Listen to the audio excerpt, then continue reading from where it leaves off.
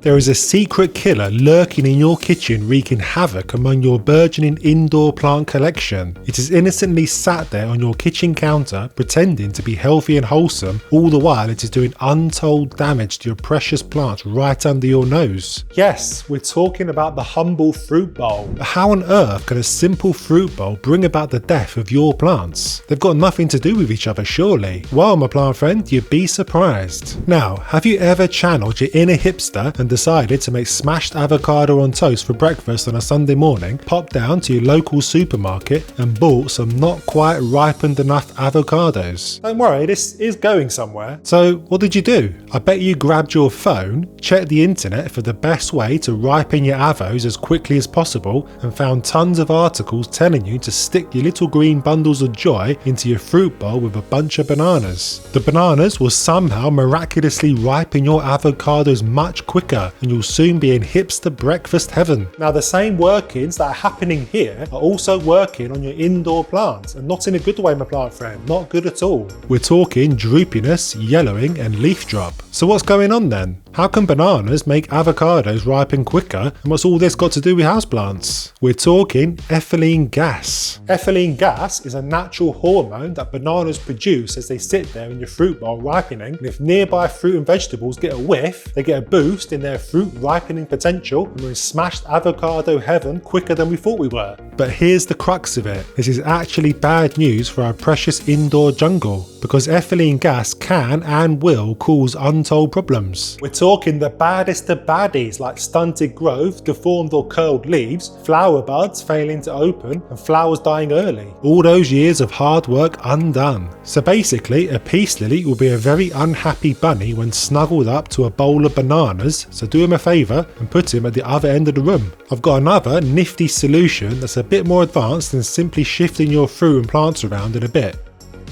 But Mr. Sheffield, I hate bananas and I never ever have them in my house, so it's all good. Thanks for the video, but auf Wiedersehen. Hold your horses there, our kid. Bananas aren't the only menace. Turns out there are lots of other fruits that have this murderous potential.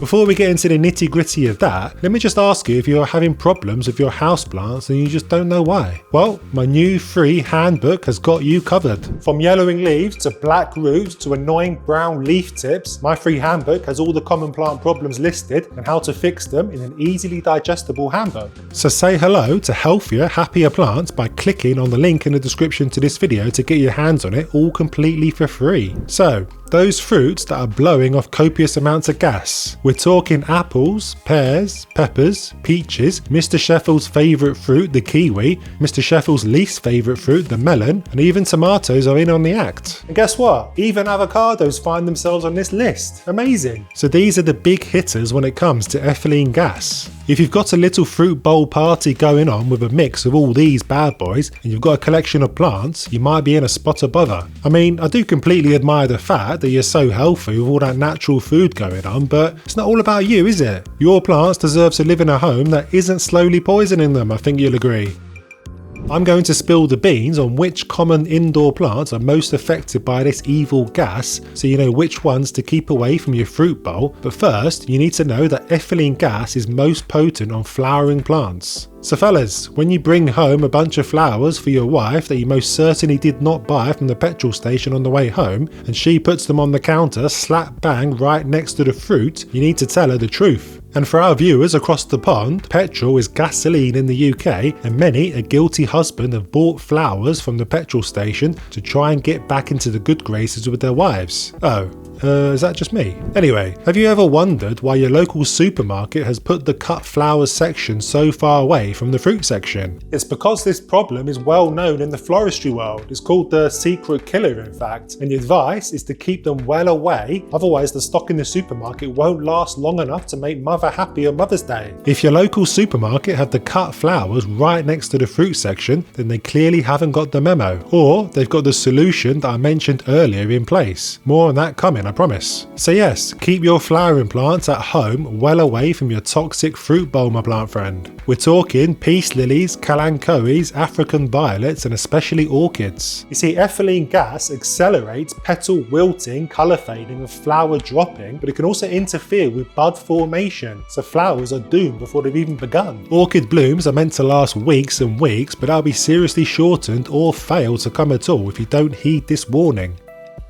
So what about non-flowering plants? Surely those are much tougher than their frailer brethren and have a thick enough skin to be not troubled. Well, not so much. There's actually quite a long list that can suffer the ill effects of your fruit bowl, and it's worth doing a quick Google on the plants you have at home. It's quite eye-opening. The big hitters though are the ever-popular crowd pleasers such as begonia, schefflera, euphorbia, ficus, and even philodendron. Yes, philodendron. Gosh, that is shaking me to my very core. I don't know about you. The beloved filly that we adorn all over our house is susceptible to this treacherous gas. And my house is pretty much filled with the plants I just listed off and many more. My collection is doomed. So what's the damage then? Well, if you've got a yellowing philodendron despite all the love, care and attention you give it, then have a look at how near the bananas are, etc., because this is the key symptom. Leaf drop is also a problem that can rear its ugly head. This is all because ethylene gas interferes with chlorophyll production, you know, the green colour of the leaves that helps with photosynthesis, making the plants sick, causing yellowing and leaf loss. It can also weaken philodendron plants and make them more susceptible to plucky pests and annoying diseases.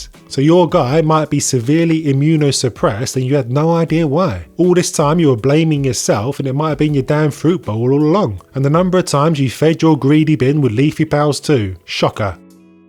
So what can we do to combat the evils of the fruit bowl sat in your kitchen or dining room table? Well, the obvious one is to simply keep your plants well away. No mingling. Not that you would anyway. But have a look at what plants you've got in your kitchen and consider moving them to a different room. So how far away from the fruit bowl do our plants need to be? This depends on the plant and the fruit, i.e. how sensitive the plant is and how much gas the fruit emits. Got a bunch of bananas, apples and avocados all chilling out in the bowl, and you'll probably have to be more cautious. Now, philodendron and ficus are thankfully only moderately sensitive to ethylene gas, so the aim of the game with these guys is to keep them about 4 or so feet away. Orchids, African violets and bromeliads are highly sensitive, so you really do need to give them a wide berth of a good 8 or 10 feet. I'd probably keep them in a separate room entirely though, to be honest.